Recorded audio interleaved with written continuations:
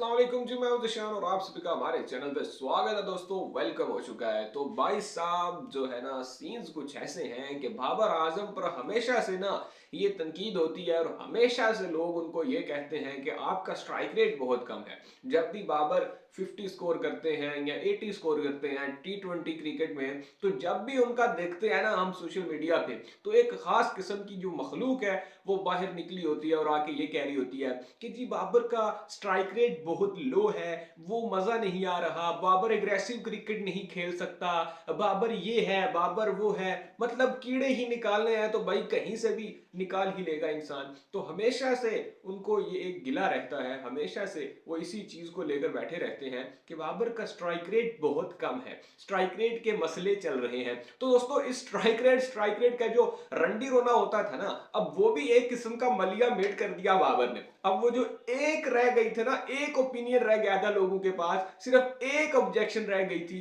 कि हाँ एक ये वजह है जी बाबर अच्छा नहीं खेल रहा, बाबर ये कर रहा है, बाबर वो कर रहा है। अब बाबर ने वो जो रोजी रोटी चलाते थे ना यूट्यूब पे बैठ के कि बाबर ने ये कर दिया, ये डॉट बॉल क्यों खेली, वो बॉल इधर क्यों खेली, वो इधर क्यों खेली, अब उनका भी जो रोजगार है ना उसको मलिया मेट कर दी। क्योंकि इस पीएसएल में बाबर आजम के अगर आप स्ट्राइक रेट की बात करें तो भाई स्टैट्स देख के आप खुद हैरान रह जाओगे कि ये क्या देखने को मिल रहा है, ये कैसे पॉसिबल हो सकता है। भाई साहब मिडिल ओवर्स में तो अलग बात है, पावर प्ले में और डेथ ओवर्स की अगर आप बात करो तो बाबर आजम जितना स्ट्राइक रेट इस वक्त पूरी पीएसएल 9 में किसी भी बैटर का नहीं है। इस पीएसएल में भाई पावर प्ले में कोलिन मुनरो खेल रहा है, एलेक्स हेल खेल रहा है, उस्मान खान बैटिंग कर रहा है, इसके अलावा जैसन रॉय बैटिंग कर रहा है, मतलब और किस किस के नाम गिनवाऊं, फखर जमान बैटिंग कर रहा है। तो ऐसी डिस्ट्रक्टिव किस्म के जो ओपनर्स हैं वो इसी पीएसएल में बैटिंग कर रहे हैं। लेकिन इस पीएसएल में सबसे ज्यादा स्ट्राइक रेट किसका है? किंग बाबर आजम का। भाई साइम अयूब इसके साथ खेल रहा है, जिसका शोर मचा रहे थे कि बाबर को बिठा के ना T20 में साइम को खिलाओ, साइम इज बेटर प्लेयर। अबे बाबर आजम का स्ट्राइक रेट इस वक्त साइम अयूब से भी ज्यादा है। भाई बंदा ना सीरियस ले गया अब तुम लोगों की बातें, बंदा ले गया दिल पे कि भाई स्ट्राइक रेट का बोला है ना, अब स्ट्राइक रेट ऐसा करके दूंगा कि मुंह बंद हो जाएंगे सबके।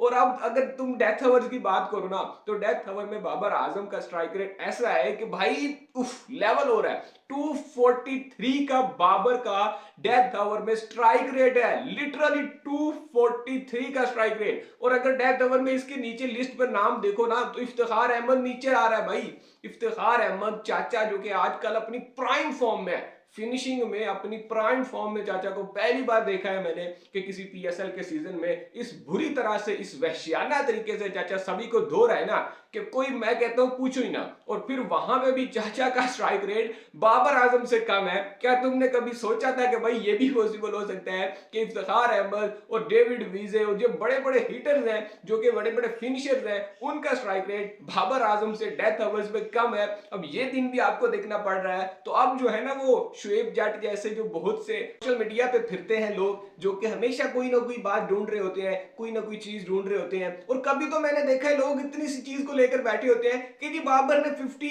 सिंगल लेकर क्यों की, छक्का मार के करनी चाहिए थी। मतलब तुम लोग पता नहीं क्या चाहते हो यार इस बंदे से। लिटरली ऐसा आप परफॉर्म कर रहा है ना कि अब जो गैरतमंद इंसान है ना उसके मुंह पे तो जूता पड़ गया है, अब वो तो दोबारा इस बारे में बात नहीं करेगा। लेकिन ये जो लोग पहले बातें करते हैं, इनमें अगर गैरत होती तो ये ऐसी बातें ही ना करते, बल्कि ये तो हर वक्त जो है ना वो इसी ताक में लगे रहते हैं कि इंडियन ऑडियंस के व्यूज लिए जाएं, इंडिया वालों के जो है ना वो उठा लिए जाएं, थोड़े से अपने ही प्लेस पे तनकीद करते हैं ताकि इंडियन ऑडियंस जो है वो हमें पसंद करे और व्यूज दे। और ये भाई ये सब व्यूज का चक्कर है, पैसे का चक्कर है, और इनको कुछ नहीं रोजी रोटी लाने के लिए जो है ना ये कभी बाबर पे तनकीद कर रहे होते, कभी रिजवान पे कर रहे होते, कभी इनको हर चीज में से कीड़े नजर आ रहे होते। मतलब यार ठीक है आप तनकीद कर रहे हो, किसी अच्छी चीज पे करो, मतलब पता चले कि यार ये रीजन है, ये अगर कोई गलती हो रही है तो उस पर तनकीद करो, वो हमें भी समझ आती है, सब आवाम को भी समझ आती है। लेकिन आप जब बिला वजह चीजों पे, ऐसी चीजों पे जिनका कोई सेंस ही नहीं बनता, उस पर तनकीद करोगे तो भाई उस पर तो फिर एक ही चीज समझ आती है कि आपको वही चाहिए जो कि मैं कह रहा हूं पहले, मतलब आपको अपनी ना आवाम से मतलब है, ना आपको अपने प्लेयर से मतलब है, आपको सिर्फ एक ही चीज से मतलब है और वो है कि आपको व्यूज चाहिए।